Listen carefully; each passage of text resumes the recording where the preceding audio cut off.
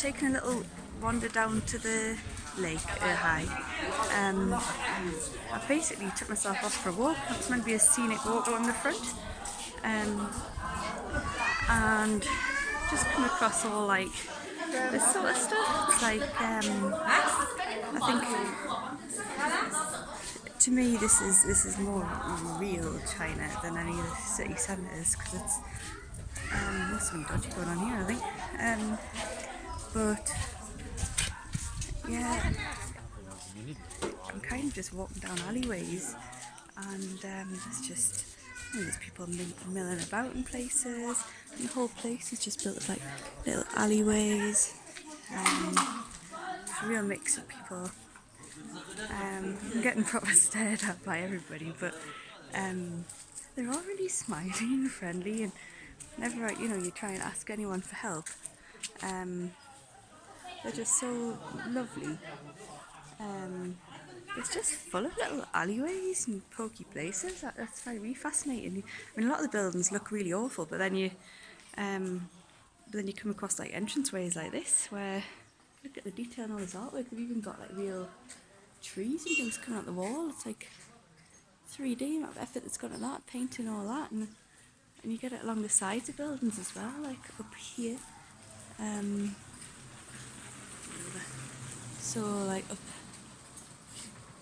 here, some painted bits, and again like up here as well. I think there's a lot more. I think you see a lot more realistic China when you come out of the towns and cities and things. Some of this is just beautiful. The detail that's gone into that inside of. No one at home would paint a house with this much detail, would they? Maybe we should. Maybe that's the future. But yeah, just trying to catch people. Some interesting aromas going on, mind. It's kind of switching between burning and feces, dead chickens, and then you've got like smell of just damp in general, really. Fuel, like petrol-y smells. Get all sorts of weird food smells. I don't know what the kind of animal it is, but yeah, it's just lovely walking down these alleyways. I've been walking along here for about 2.5 kilometres now, and I've just had to turn back because it was meant to be like a lovely lakeside stroll, but when I got so far along, they just dug up the path. There was a little digger, and people were all like working together, shoveling out all this debris from the road. So I turned back, and there's a lady that laughed at me. See what's inside these gates. There's one open there, and some of them have got people in just sharing food, cooking, washing. There's just all sorts. I'm just enjoying a little wander. A bit like, it's a shame in some ways, because then you've got things like that on the street as well. You can see that behind me. Behind me is that way. It's just disgusting. It's full of rubbish as well. It's not very nice. Yeah, I like to buy things from poorer areas like this, but then you just get poisoned, so it's difficult. You want to support people, but then you don't want to kill yourself at the same time. So yeah, it's just difficult. But there's a lot of buildings like this when you're walking around that are just kind of derelict and falling down or half built. I'm not sure which. A bit ghostly. There's a lot of like electric scooters everywhere as well. They keep bombing about.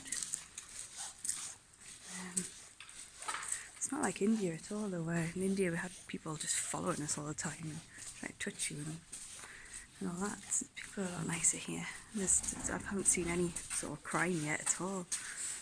Not that you'd see it, I suppose, but you haven't heard of anything from any fellow travellers or anything. So that's good. I don't understand this thing about Asia where they have cables dangling everywhere. entirely sure if you want to go here. Actually, I want to go this way because I want to show you these people down here. So I'm not sure if they're homeless or what, but they're all sat around on these like really old couches, which are all soaked through. These are really beautiful flowers in this spring here.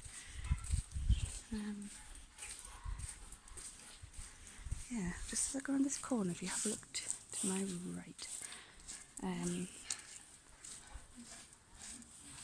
there's a lot of people sat there before. There's like loads of couches. But we had a bit of a monsoony thing last night, so it must all be soaking wet. It's a cute little building. I think I stick out like a sore thumb because I'm about a foot taller than everybody else here anyway. I don't think I even fit under a lot of these doorways, to be quite honest. Yeah, I just thought it was interesting for you to see all the little alleyways and nooks and crannies and sort of more real people of China, I think.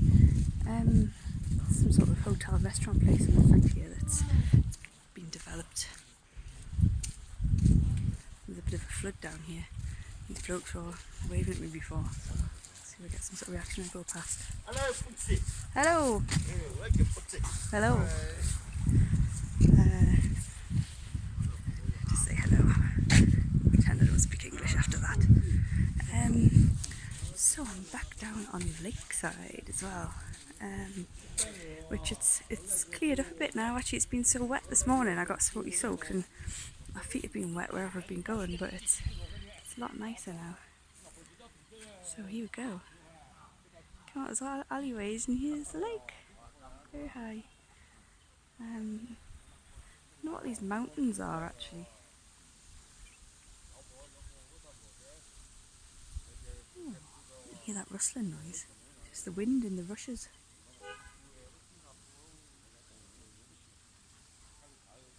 Really lovely. I was debating whether to get the ferry across, but I don't think my stomach could handle it. Some sort of pagoda on the other side. It looks quite fancy. Quite a few people fishing down there as well.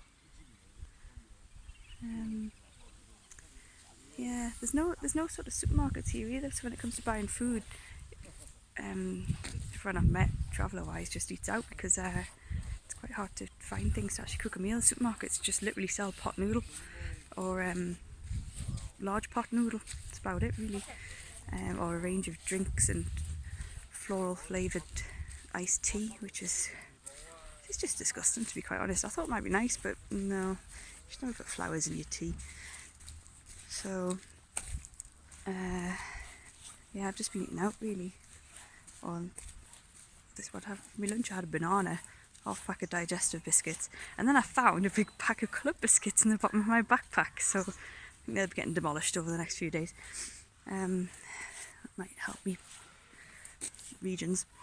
But yeah, it's quite hard. I think what it is it's all sort of market style when you buy food, so you'd have to go to like a market to buy meat and bakery, but they're all like on the streets. Ooh, sick just thinking about it. So a lot of the time it's just men on a market chopping up hunks of meat and stuff, and I don't fancy that, to be honest. It's very.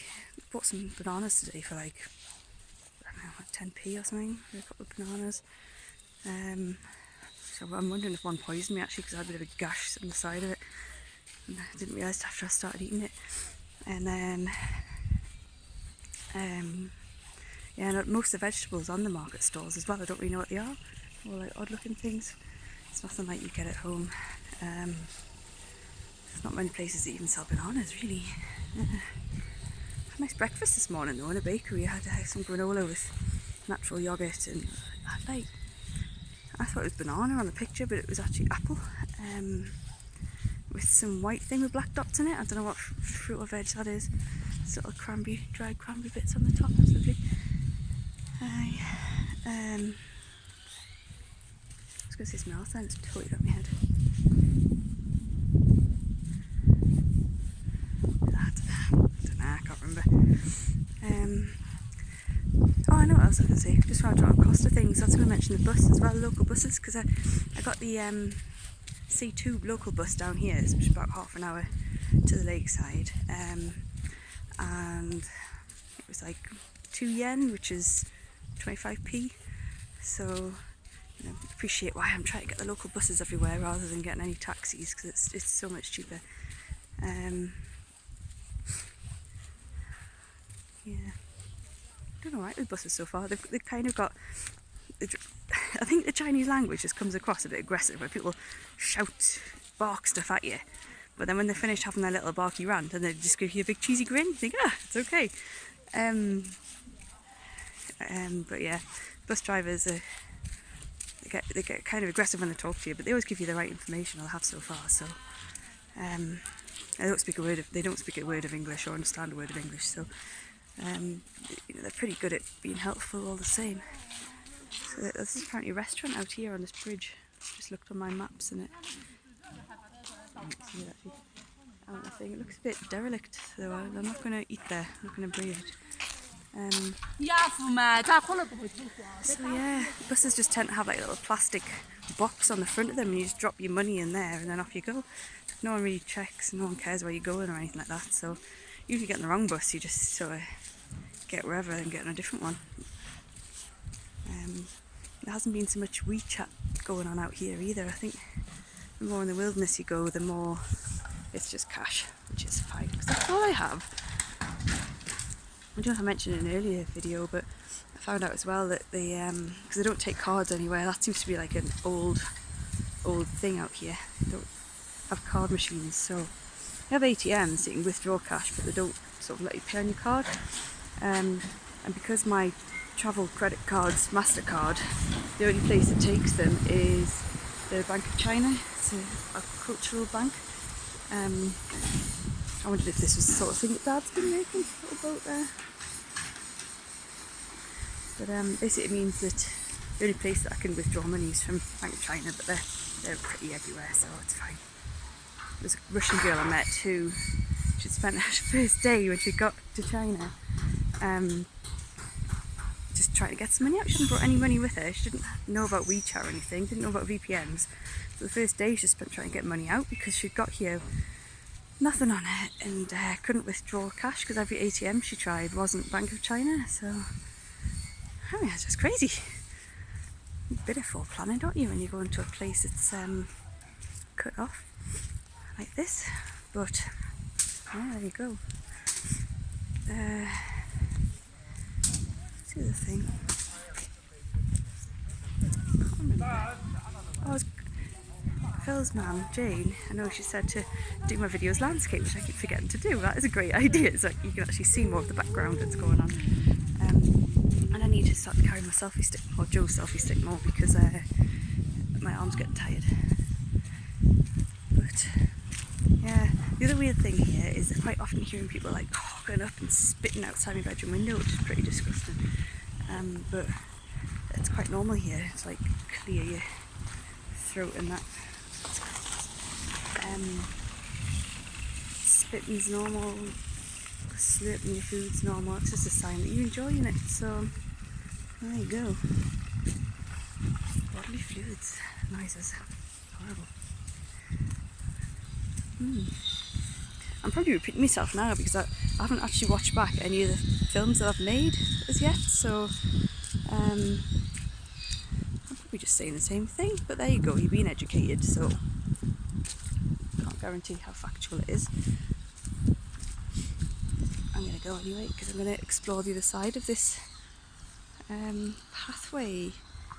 I've got the bus down to around here, so I'm going to walk the other way and see what I come across. Lovely, just tranquil. I'm just showing you a big pole there, aren't I? It's not a very good view. Yes, this is what, I don't even know what day it is. Saturday afternoon, and tomorrow is Sunday. So tomorrow I'm going to climb a mountain. I'm determined. Not on that side. I'm going to do one on this side because there's a Cloud Mountain pathway that apparently is fairly safe. You can climb much higher up, but you're meant to do it with a tour guide because it's pretty unsafe and you might need some equipment and, well, just a clue in life really. So I'll not do that. But yeah, see you tomorrow.